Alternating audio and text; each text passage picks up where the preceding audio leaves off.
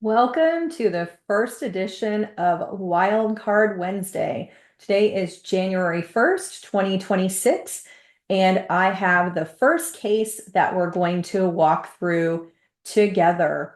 So this case that I received is one that has all diagnostic angiography associated with it. An intervention actually was not performed, but this is a very interesting case to discuss because it's unusual and also because of the way that it's documented. So let's take a look at this case together and let's see what I have to say about the documentation as well as the coding.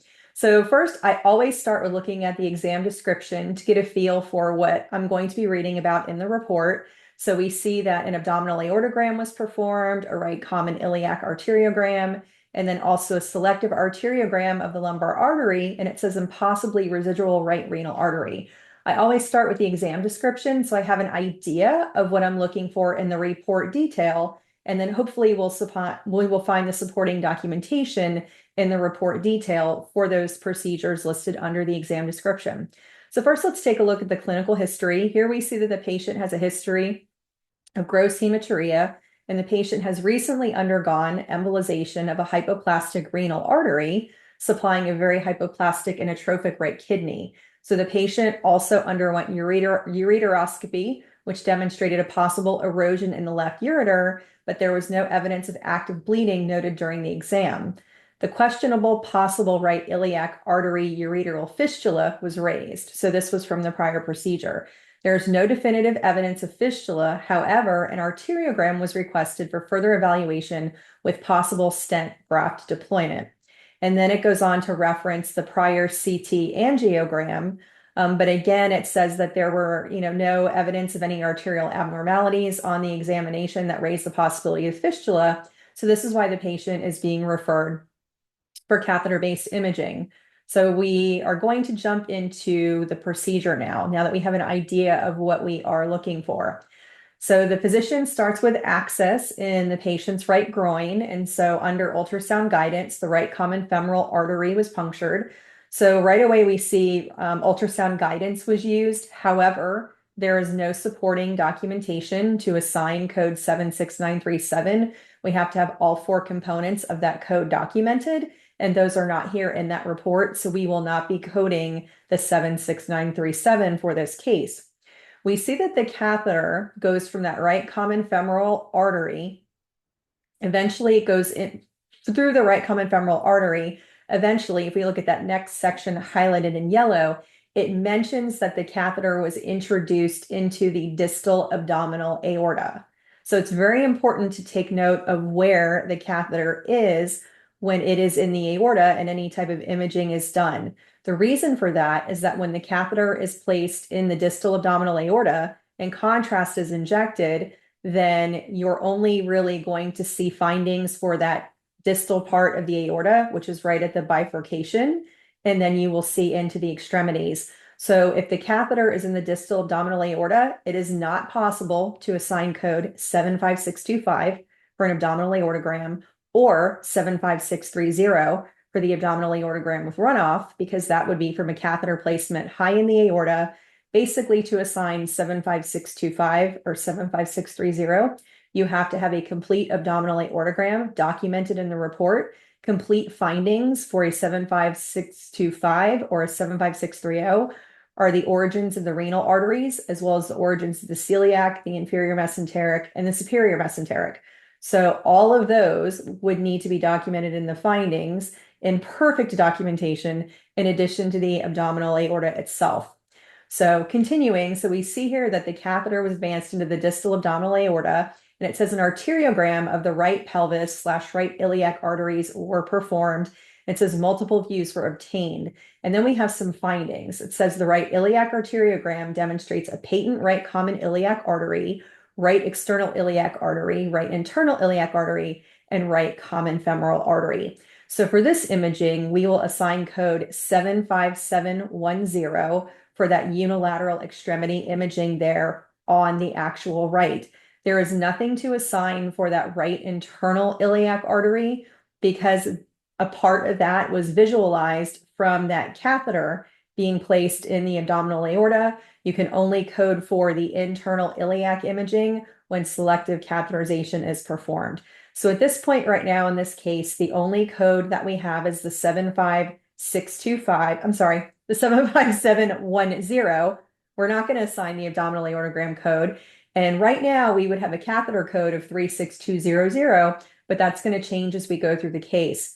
So next we see, after the findings are given to us for that right extremity, it says that the multiple side hold catheter was advanced in the abdominal aorta and a selective aortogram was performed to localize any other possible right renal artery branches supplying that atrophic right kidney. Now, I find it interesting that it has the term selective in the report, because as long as the catheter stays in the aorta, there is no selective catheterization. That is considered non-selective. We also don't know exactly where the catheter was placed in the abdominal aorta, but for the fact that the physician was attempting to localize any possible right renal artery branches. So now we actually do see that catheter being further up in the aorta, but what ends up happening when we come down further into the report, we see that we do have an interpretation for the aorta. It seemed widely patent. Then we go down to this, going on to the second page, it says, then the multiple side hold catheter was exchanged over a guide wire or Simmons 1 catheter. Selective catheterization of a vessel arising from the aorta at this level was performed, and a limited arteriogram was performed, which was a lumbar artery. So basically what ended up happening here is that there was a selective catheterization from a vessel arising from the aorta that turns out to be a lumbar artery. So this is going to be a first order vessel off of the aorta, which will be a 36245. So that means we no longer code the 36200 for the catheter placement in the aorta. That is going to be bundled. And now we have imaging of what was a lumbar artery. Now here's what you want to be careful of, or where you want to pay attention to detail in reports when a lumbar artery is catheterized for imaging. In this particular case, that vessel was catheterized, but it is not to evaluate a spinal condition. It is actually to evaluate something going on with the kidneys. So this would actually be a visceral angiogram that is being performed here. So it would not be coded with 75705 for the lumbar imaging. It would actually be coded with the 75726. Now let's go back to that aortogram for just a moment. Let's say that we did have sufficient information to code for that 75625.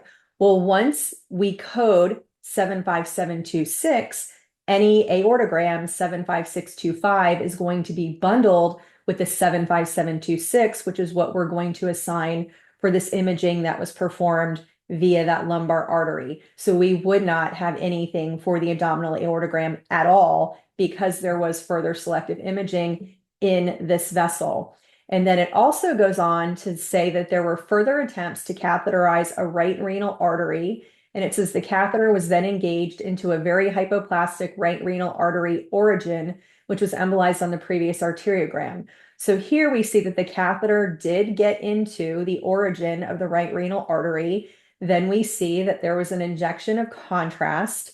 And so we see a description from that injection of contrast. So basically they see that the small previously embolized vessel, and they see that the vessel was completely occluded. And then they did a repeat abdominal aortogram using a multiple side hold catheter, which demonstrated a patent aorta with no filling of the tiny remnant branch. So basically they're doing imaging again of an area that they've already imaged. But here, when we look at this report, to me, when I'm reading it and interpreting the documentation, I say, okay, that catheter went into that renal artery. Granted, it just went into the origin. They weren't able to get it any further, but we have imaging from that catheter placement in the kidney. Then that becomes a 36251 for that right kidney for that imaging. So basically what we end up having for this case to review is we're going to have our 75710 for that left extremity imaging. We're going to have 36251 for that right renal imaging, because catheterization and imaging are bundled into that code. we're going to have 36245 for catheterization of that lumbar artery. That's going to need modifier 59 on there, so it does not bundle with the 36251. Or you may be using the X modifiers, that would be appropriate as well. And then we're also going to have code 75726, again, for that imaging that occurred via that lumbar artery based on the detail that we're seeing here. So once I come up with the codes, I also like to go down to the findings again and just make sure that the findings section agrees with what I have coded. If there's any additional information there that maybe I might want to change my coding potentially based on findings, and just really make sure that there's consistency throughout the report. So we see in number 1, we have findings for that right common iliac artery, the external iliac, the internal that we talked about. It also extended down into the common femoral as well. Then we see number 2, that right renal artery was catheterized based on number 2. We have findings there. And so basically at this point, they didn't find, any bleeding with the patient. They didn't find, if we go back up to the top and look at the clinical indication there, they didn't see any evidence of a fistula. So in this particular case, they didn't do any intervention. It was just imaging. So overall, this case, I feel it's challenging. Documentation wise, it's a little bit challenging. But hopefully this helped you a little bit in looking at some of the finer points of coding and really digging into the attention to details within a report. So if I have to reiterate what was important about this particular case, I would probably say the most confusing part of this, and just in working, in doing a lot of different audits, where I most likely would find the error in coding would be for that lumbar artery being coded as a 75705, and then also possibly some of those components that I mentioned that were bundled. For example, the abdominal aortogram 75625. So I hope you got something out of this case, and I'll talk to you next week.